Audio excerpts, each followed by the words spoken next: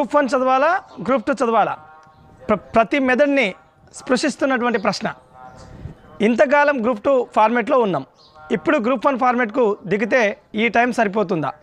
ఫిబ్రవరి ending వరకు exam ఉండొచ్చా? ఫిబ్రవరి తర్వాత ఎగ్జామ్ ఉండొచ్చా? ఎందుకంటే గత గ్రూప్ 1లో వచ్చినటువంటి గ్రూప్ 1కు జరిగినటువంటి పరిస్థితుల నేపథ్యం అలాంటిది. సో దాంట్లో భాగంగా చాలామంది కొత్త ఆస్పిరెంట్స్ కూడా ఒక తర్జన భర్జనలో ఉండే అవకాశం ఉంది. సో ప్రాథమికంగా డువాడే ఛానల్ మీకు ఒక సలహా అయితే ఇస్తుంది.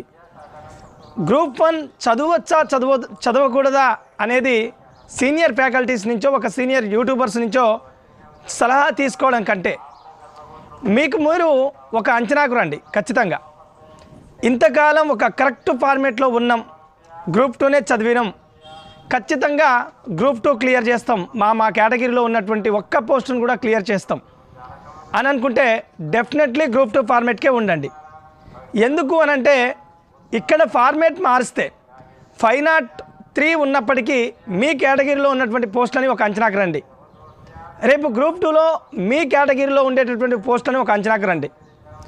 ఖచ్చితంగా గ్రూప్ 1లో ఎంపీడీఓ లాంటి పోస్టులతో పోల్చినప్పుడు గ్రూప్ 2లో sub registrar, municipal commissioner, deputy tahsildar యొక్క కెరీర్ చాలా గొప్పది.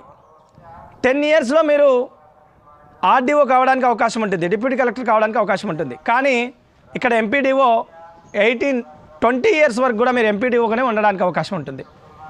ఇది ఒక భాగం. రెండవది పర్టికులర్గా చదవాలి, ముందుకెళ్ళాలి, ఒక 1 మంత్ అయితే టైం వేస్ట్ అవుతుంది అనుకున్నటువంటి వాళ్ళు, రిజల్ట్స్ తర్వాత ఆలోచిద్దాం అనుకునేటటువంటి వాళ్ళు ముందుగా మీరు గ్రూప్ 1 ప్రిపరేషన్తో పాటు గ్రూప్ 2కు కోఆర్డినేషన్గా ఉన్నటువంటి సబ్జెక్ట్ని తీసుకెళ్లే ప్రయత్నం చేయండి. చాలామంది కాల్స్ చేసి అడగడం జరుగుతుంది, సార్ ఇప్పుడు నేను గ్రూప్ 1 స్టార్ట్ చేస్తే రీచ్ కాగలుగుతానా, గ్రూప్ 2 స్టార్ట్ చేస్తే రీచ్ కాగలుగుతానా? సక్సెసర్లకు ఎక్కువ కాలంతో తక్కువ కాలంతో సంబంధం లేదు. మంచి ఇంటలెక్చువల్స్, మంచి టాలెంటెడ్స్ ఫెయిల్యూర్ అయినటువంటి సందర్భాలు ఉన్నాయి. మామూలు మధ్య తరహా నాలెడ్జ్ ఉన్నటువంటి వాళ్ళు, చిన్నప్పటి నుంచి అటు ఇటుగా చదివినటువంటి వాళ్ళు, ఇక్కడ హార్డ్ వర్క్ చేసినటువంటి వాళ్ళు సక్సెస్ అయినటువంటి ఘటనలు కూడా చాలా ఉన్నాయి. సో ఇక్కడ టైం కేటాయించడం, మీ హార్డ్ వర్క్ను పెట్టడం, వదలకుండా పర్సిస్టెంట్ ద్వారా ముందుకెళ్ళడం, డెడికేషన్తో కమిట్మెంట్తో ముందుకెళ్ళే ప్రయత్నం చేస్తే సక్సెస్ ఎవరికైనా వస్తుంది. కాకపోతే ఉన్నటువంటి నేపథ్యంలో గ్రూప్ 2 గ్రూప్ 1 వేరా అంటే తీసుకునేటటువంటి విధానంలో డిఫరెంట్గా ఉంటుంది, డెఫినెట్లీ ఉంటుంది. అది సింధు నాగరికత, ఆర్య నాగరికత, భక్తి ఉద్యమాలు, శివాజీ యొక్క పాత్ర, లేకపోతే స్వతంత్రోద్యమంలో గాంధీ యుగం, మితవాద యుగం, అతివాద యుగం, అదేవిధంగా కర్షక కార్మిక ఉద్యమాల పాత్ర, స్త్రీల పాత్ర, ఈ తరహాలో తీసుకోవడానికి ఎక్కువగా స్కోప్ ఉంటుంది ఒక ఇండియన్ హిస్టరీ లాంటి వాటిని తీసుకుంటే. కానీ గ్రూప్ 2 లాంటి వాటిలో ప్రతి అంశం, ప్రతి బిట్టు, ప్రతిదీ కూడా తీసుకోవాల్సినటువంటి సందర్భం కనిపిస్తుంది. సో ఇప్పుడు ఉన్నటువంటి టైంని మరి ఇంకా నిర్ణయం తీసుకునేటటువంటి సందర్భం లేదు కాబట్టి ఈ టైం కూడా వేస్ట్ చేయొద్దు అనుకుంటే మీరు గ్రూప్ 1 ప్రిలిమినరీ రిజల్ట్స్ వచ్చే వరకు అయితే గ్రూప్ 2 జిఎస్ పేపర్లో ఉన్నటువంటి ఇంగ్లీష్ పాత్ర, గ్రూప్ 2 జిఎస్ పేపర్లో ఉన్నటువంటి రీజనింగ్, ఆర్థమెటిక్ పాత్ర, ఈ రెండింటిని దృష్టిలో పెట్టుకొని గ్రూప్ 1లో ఉన్నటువంటి డేటా ఇంటర్ప్రిటేషన్, గ్రూప్ 1లో ఉన్నటువంటి క్వాలిఫై ఇంగ్లీష్ పేపర్, వీటిని కోఆర్డినేట్గా కొంతకాలం అయితే ముందుకు తీసుకెళ్ళండి.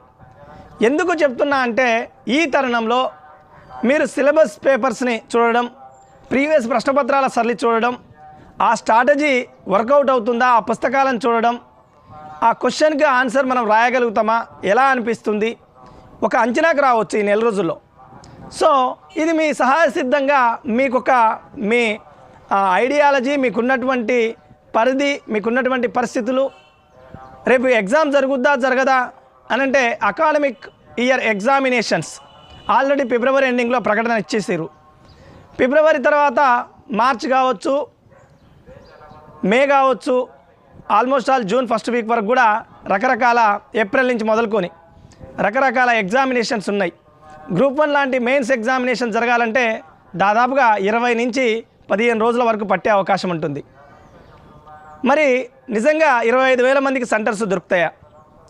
ఏమాత్రం అటు ఇటుగా ఫిబ్రవరి దాటితే ఎగ్జామినేషన్ పోస్ట్పోన్ కావడానికి అవకాశం ఎక్కువగా ఉండే ఛాన్సెస్ ఉన్నాయి.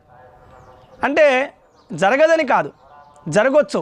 టీఎస్బీఎస్సీ ప్రస్తుతం అనుసరిస్తున్నటువంటి పంతాను చూస్తే ఫిబ్రవరి ఎండింగ్ వరకు ఎగ్జామినేషన్ కంప్లీట్ అవుతుంది డెఫినెట్లీ.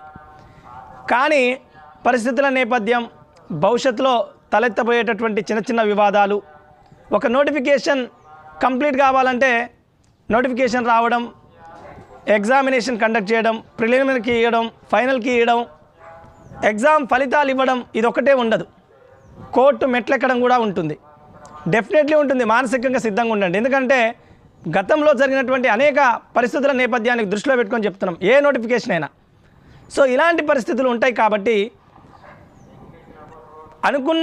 అనుకున్నట్టుగా టీఎస్పీఎస్సీ ముందుకెళ్ళినా కూడా కొంత డీలే కావడానికి అవకాశం ఉంటుంది. సో తీసుకునే నిర్ణయం సూటిగా స్పష్టంగా మీకున్నటువంటి సామాజిక ఆర్థిక పరిస్థితుల నేపథ్యంలో తీసుకుంటూ ముందుకెళ్ళే ప్రయత్నం చేయండి. డెఫినెట్లీ సక్సెస్ వస్తుంది. మా డువాడే ఛానల్ ఎప్పుడు కూడా మీ విజయంలో కీలక పాత్ర పోషించేటటువంటి టిప్స్ని అందించే ప్రయత్నం చేస్తుంది. గతంలో కూడా అనేక వీడియోలు చేసినాం. డిఎస్పీ కోసం చదివితే డిఎస్పీనే అవుతావు, కానిస్టేబుల్ కోసం చదివితే కానిస్టేబుల్ అవుతావు. సబ్ ఇన్స్పెక్టర్ కోసం చదివి డిఎస్పీ కాలేం కదా, సబ్ ఇన్స్పెక్టర్ కోసం చదివి ఆర్డీఓ కాలేం కదా. సో ఉన్నతంగా ఆలోచించండి, ఉన్నతంగా నలుగురికి సేవ చేసే ప్రయత్నం చేయండి. Thank you so much. మరొక మంచి వీడియోతో మరింత సమాచారంతో మీ ముందుకు వచ్చే ప్రయత్నం చేస్తాను. జై హింద్.